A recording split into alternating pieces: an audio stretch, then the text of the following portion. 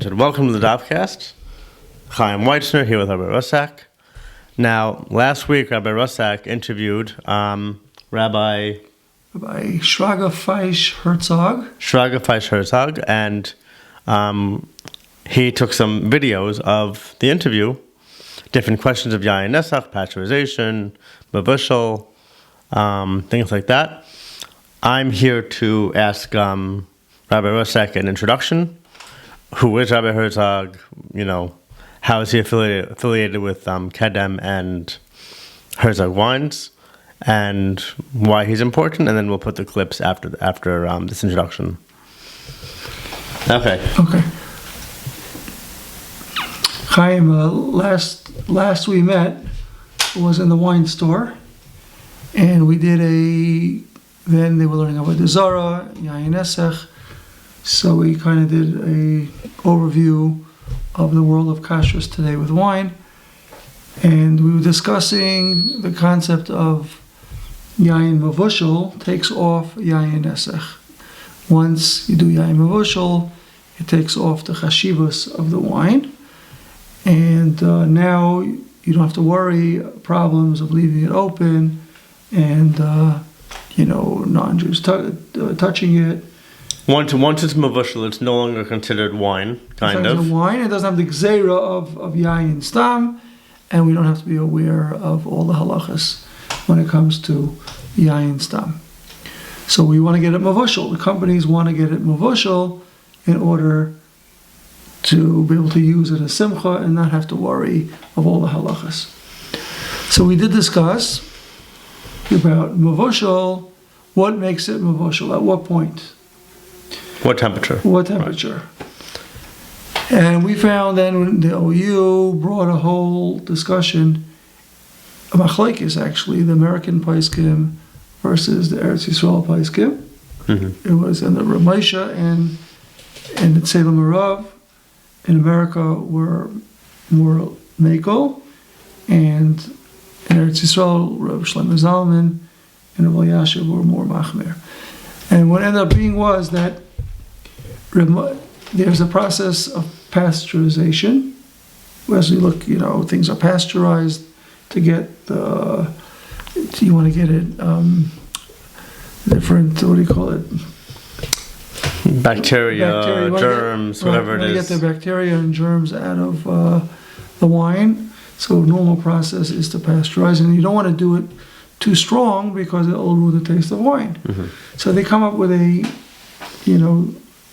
number just to clean it out, but yet preserve the taste. And that was the question: if something is pasteurized using the process of pasteurization, does that take off?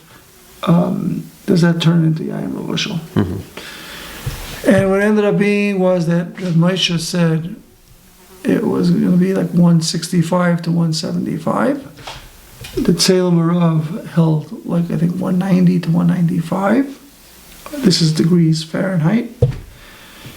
And we were reading it then, we were saying that, and then so we went down to check with Rabbi Herzog, who is the CEO all the years of his father founded it in 1940. Let's okay. That's an introduction to why I went to Rabbi Herzog.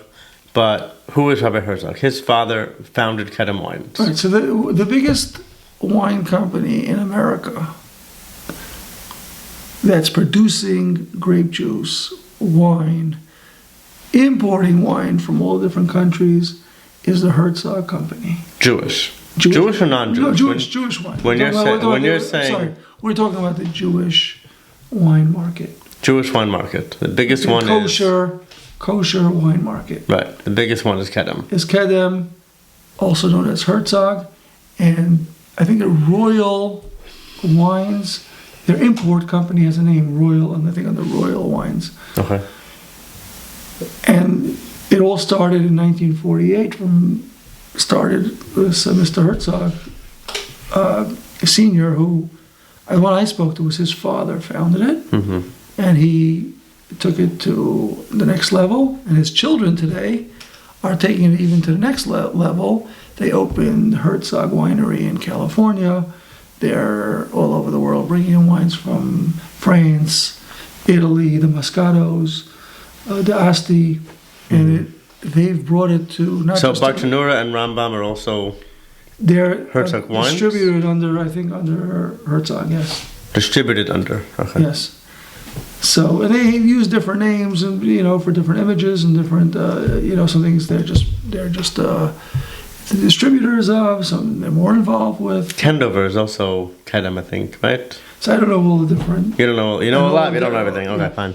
Many Israeli wines, if they want to come to this country, they work with Kedem's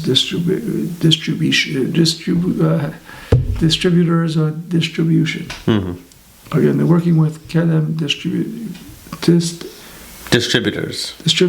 Distribution. Right. Okay. Distributors distribute. This is a non-yeshivish word, distribution. Yes. Okay, so Distributors distribute.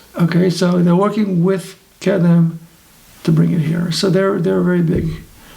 And any questions that you would want to know in the world of what is going on in the world of wine, it would be the right to go straight to the source.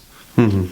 That's why we figured to go down to Rabbi Herzog, who gave us time. It's really more of his children running it now. Right. Kind of more retired, but he is the CEO.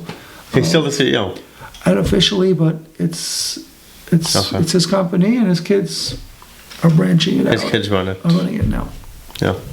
So he kindly gave of his time to verify.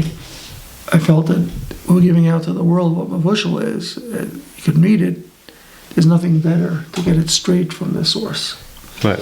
So what was he saying? He would. So Rabbi Herzog, those are the clips that it's very important to just, even though I didn't get such a good recording, but for facts, is that their Rav HaMachshir was the Tselem Rav, and he allowed them to call Mevushal at 195 degrees Fahrenheit. And therefore, all the wines that are labeled Mevushal in America go with that standard of 195 degrees Fahrenheit. That was the psak of the Tselem Rav. Mm-hmm. Rabbi Moshe Feinstein, which the OU, if they're giving a hechsher on wine, is even less. It ends up being, and Rabbi Herzog verified the point that Rabbi Moshe in one tshuva says 165 degrees Fahrenheit, and in another tshuva, I think he said 175 or 170, something around there, Okay. to allow that to be Mevushal. So the American range, OU, it starts from 165. Herzog, maybe taking it more like the Tselem Rav to 190, 195. Mm-hmm. Okay. So that's what we got.